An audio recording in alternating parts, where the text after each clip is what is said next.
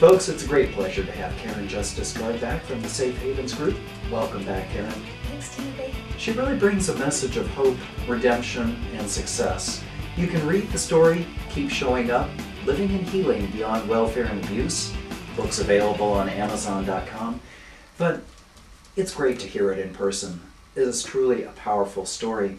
And Karen, I was thinking about the title, Keep Showing Up, and the fact that you do indeed in life have to keep showing up regardless of what happens.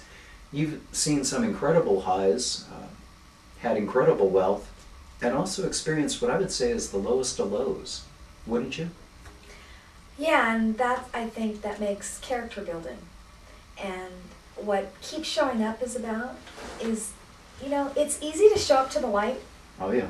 It's so hard to show up and keep showing up when it's dark and no one believes in you, and then you start doubting yourself, and then that doubt starts spiraling you down to no solution. And what Keep Showing Up's message is, and it is about people's experience, strength, and hope. Mm-hmm. Yeah, it's my experience, strength, and hope. And yes, I've done horrific things, successful things, and that's what life brings. Mm-hmm. Life isn't always a party. Life isn't always a disaster. But life is about experiencing. And until we learn the message, we're going to keep doing the same stuff over and over. Because what really life is about God and spirituality is becoming one and whole. We think that we're going to be fixed by people, places, and things. And that never fails us, and it never fixes us. But when you can get to that true place of humility, mm-hmm. and being one with yourself and whatever that power is that's bigger than you, because at times we really think we're so powerful and can do such powerful things.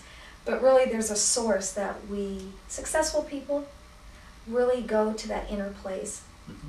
and take that quiet time. And that's really what Keep Showing Up is about, is to analyze and discover and disregard and move forward. And really, Karen, I think you've alluded to that in several segments, is that there's a community behind each of us. Whether we choose to acknowledge it or not, we live in a community, there's a community supporting us. And we are, to some extent, reflections of that community. Wouldn't you agree? Absolutely. And that's what happens when you're in the depths of addiction, is that's the only community you know. People don't want to be around people that are in that dark space, in that addiction space, because see, in addiction there's no give and take. It just takes everything from you. It takes your integrity, your pride, your self-worth, and it's a dwindling place to where you have no community left, no friends, no family, no car, no house, no children, and you're left on the streets. That's where it'll take you. They say death, institution, or insanity. That's where it takes us. I wanted to also touch on, Karen, though, what you had mentioned about welfare. You were on welfare, and again, when I was visiting relatives in West Virginia, I saw people who were on welfare, third and fourth generations, and I really had to ask myself whether or not the system empowers people to get off it. And when and again, I'm not here to pick on West Virginia or people who are on welfare, that's not the purpose.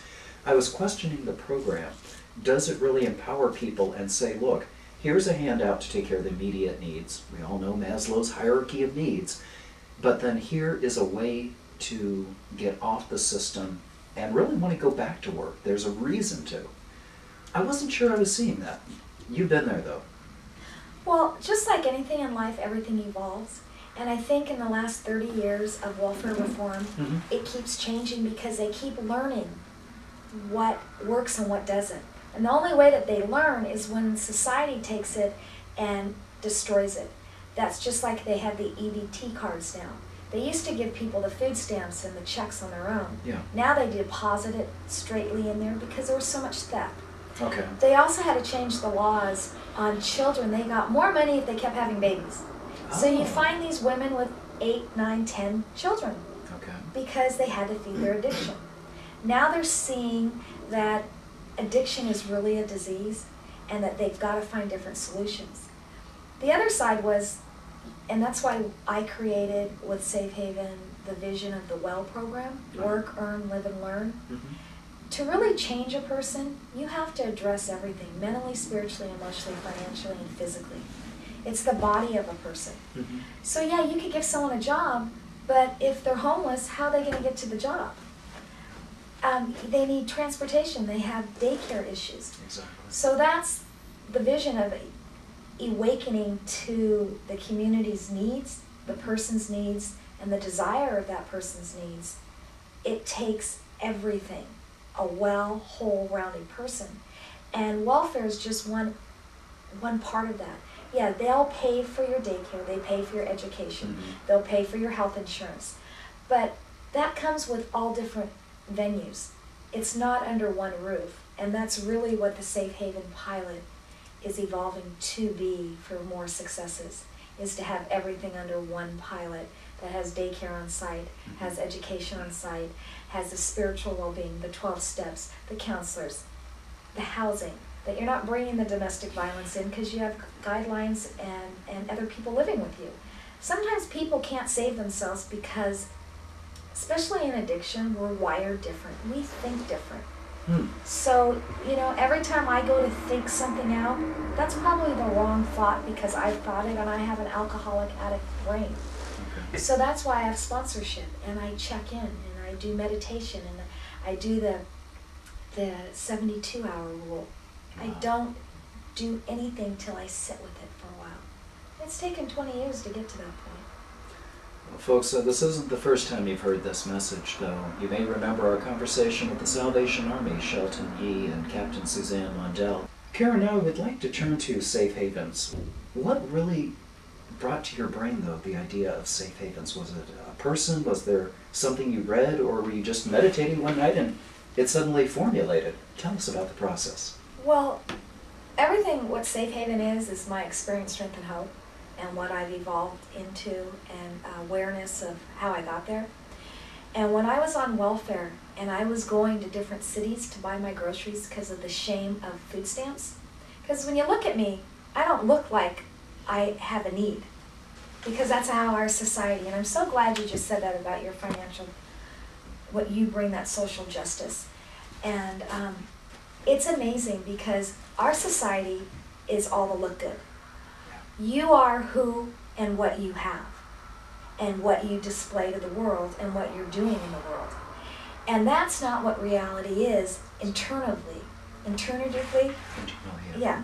And that's, I'm so grateful to be here and to have you guys bring this out to the community, because to be a whole person, that's what I had said, it's mentally, spiritually, emotionally, and financially.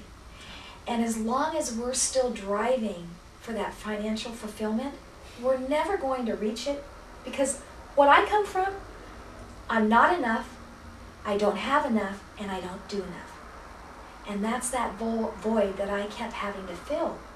So when I ended up on the welfare system and I'm like disguising my look to look like I needed welfare, food stamps, and this help, the shame and remorse that came was I was false again.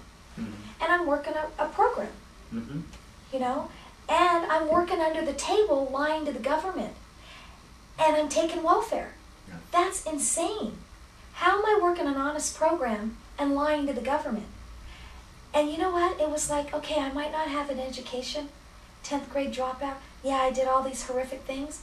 But you know what? I live what's going on today in society, and it's broken. Welfare reform is broken. So I said to myself, you know what?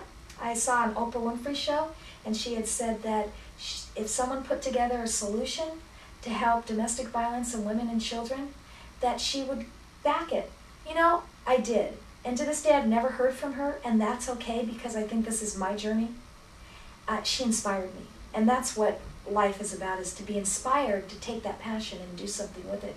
But it needs people like you to do that entity that we need, to take at the look. We don't want to look at the bottom line and the numbers, because if you look at successful people, they're looking at the bottom line, and they're in reality of what's true. Folks, we'll continue the conversation next week. Make sure you check out the book.